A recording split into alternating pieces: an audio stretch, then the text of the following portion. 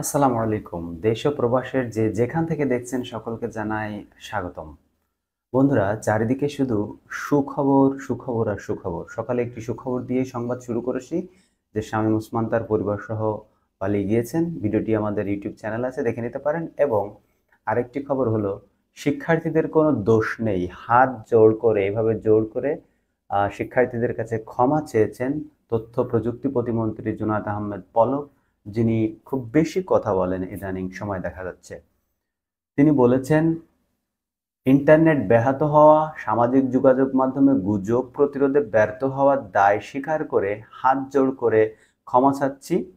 এবং শুক্রবার বিকেলে নাটোরে সিংড়ায় তার নিজ এলাকায় একটি অনুষ্ঠানে শোক দিবস হিসেবে একটি অনুষ্ঠানে, আগস্টের মাস হিসেবে তারা শোকের মাস বলে, তো সিংড়া উপজেলা আওয়ামী লীগের এক সভা ও দোয়া মাহফিল অনুষ্ঠানে তিনি হাত জোড় করে এভাবে বলেন, আমি ক্ষমা চাচ্ছি। তিনি এ সময় আরো বলেছেন, আওয়ামী লীগের কর্মী হিসেবে তরুণ প্রজন্মের কাছে যদি ভুল ত্রুটি হয়ে থাকে তাহলে কর জোড় করে প্রকাশ্যে ক্ষমা প্রার্থনা করছি। এবং ইন্টারনেট ব্যাহত হওয়া, সোশ্যাল মিডিয়ায় গুজব প্রতিরোধে ব্যর্থ হওয়া, এসব কিছু দায় দায়িত্ব ও ব্যর্থতা আমি নিজের কাঁধেই তুলে নিচ্ছি। সেই সঙ্গে যে কোনো সিদ্ধান্ত মেনে নেওয়ার প্রতিশ্রুতি দিচ্ছি। তিনি বলেছেন, যে কোনো ধরনের সিদ্ধান্ত মেনে নিতে প্রতিশ্রুতি দিচ্ছি। এবং এই ছাত্রছাত্রীদের কাছে, ইন্টারনেট ব্যাহত হওয়া সকলের কাছে তিনি ক্ষমা চাচ্ছে। পলক আরো বলেন, ছাত্রছাত্রীদের সঙ্গে দূরত্ব হওয়ার জন্য শিক্ষার্থীদের দোষ নেই। এই দোষ আমাদের, এই দায় আমাদের। আমরা যারা দায়িত্ব পালন করতে ব্যর্থ হয়েছি, এই ব্যর্থতা আমাদের এড়িয়ে যাওয়ার সুযোগ নেই। তিনি বলেন, আমাদের দেশে 5 কোটি ছাত্রছাত্রী রয়েছেন। আপনারা 5 কোটি যে ছাত্রছাত্রী রয়েছেন এটা ভুলে গিয়েছিলেন প্রথমে। তাদের যে দাবি দাওয়াগুলো ছিল সেগুলো না মেনে নিয়ে আপনারা তাদের উপর গুলি করেছেন। এটাই আপনাদের জীবনের সবথেকে বড় ভুল। তো সেই 5 কোটি, এটা আপনার মাথায় রাখা উচিত ছিল। এখন তো আপনারা শুধু ক্ষমা চাইবেন, কিন্তু ক্ষমা কেউই করবে না বাংলাদেশের জনগণ। দয়া করে আপনারা শেখ হাসিনাকে ভুল বুঝবেন না। শেখ হাসিনা যদি নিরাপদ না থাকে তাহলে বাংলাদেশের নিরাপদ থাকবে না।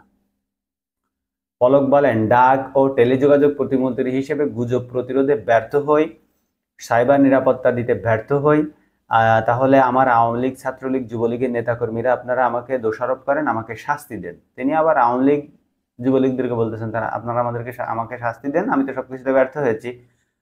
কারণ ইন্টারনেট বন্ধ রেখেও কোনো কাজই হয় নাই, কারণ সবাই ভিপিএন ইউজ করে ফেসবুক ইউজ করেছে। তিনি বলেন, জেলা আওয়ামী লীগের সহসভাপতি হিসেবে এই ব্যর্থতা আমারও। তিনি তার জেলার আওয়ামী লীগের সহসভাপতি। আমার নির্বাচনী এলাকায় 85,000 ছাত্রছাত্রী তারা রাজপথে না নামলেও তারা সোশ্যাল মিডিয়াতে তাদের মতামত দিচ্ছে, আবেগ অনুভূতি প্রকাশ করছে, সরকারের প্রতি, আমাদের প্রতি তাদের মনোভাব প্রকাশ করছে। প্রতিমন্ত্রী বলেন, এখন আমরা যদি মনে করি এর জন্য তারা শিক্ষার্থীরা দায়ী, এটা ঠিক হবে না। বলো খালি একবার যে এটা তুমি শাস্তির ব্যবস্থা করো, দেখো তারপরে কি হয় তোমার এলাকায়। আমাদের সন্তানেরা যারা হাই স্কুল, কলেজ, বিশ্ববিদ্যালয়ে পড়ে তাদের চোখের ভাষা বুঝতে হবে। ইয়েস, কিন্তু সময় নেই। তাদের মনের কথা শুনতে হবে, কিন্তু সময় নেই। পলক বলেন, শিক্ষার্থীদের সঙ্গে যে দূরত্ব তৈরি হয়েছে, কখনো তাদের প্রতি কঠিন সিদ্ধান্ত নিয়ে সমাধান করা সম্ভব নয়। আমরা যদি তাদের প্রতি সংবেদনশীল হই, তাদের প্রতি স্নেহ মমতা নিয়ে তাদের সঙ্গে বসে কথা শুনি, তাহলে আমার বিশ্বাস এই ভুল বুঝাবুঝি শেষ হবে। কিন্তু আমি মনে করি বাংলাদেশের সাধারণ যে 5 কোটি ছাত্রছাত্রী আছে, শিক্ষার্থী আছে, তারা এবং বাংলাদেশ সাধারণ মানুষ তোমাদেরকে ক্ষমা করবে না। তোমাদেরকে বিচার করা হবে এবং যতগুলো গণহত্যা করা হয়েছে সবগুলোর বিচার করা হবে। বন্ধুরা, দেখা হবে পরবর্তী ভিডিওতে। আমাদের ভিডিওটিতে একটি লাইক দিবেন। লাইক দিলে অনেক মানুষের কাছে আমাদের সংবাদগুলো পৌঁছে যাবে। ধন্যবাদ সবাইকে ভিডিওটি দেখার জন্য।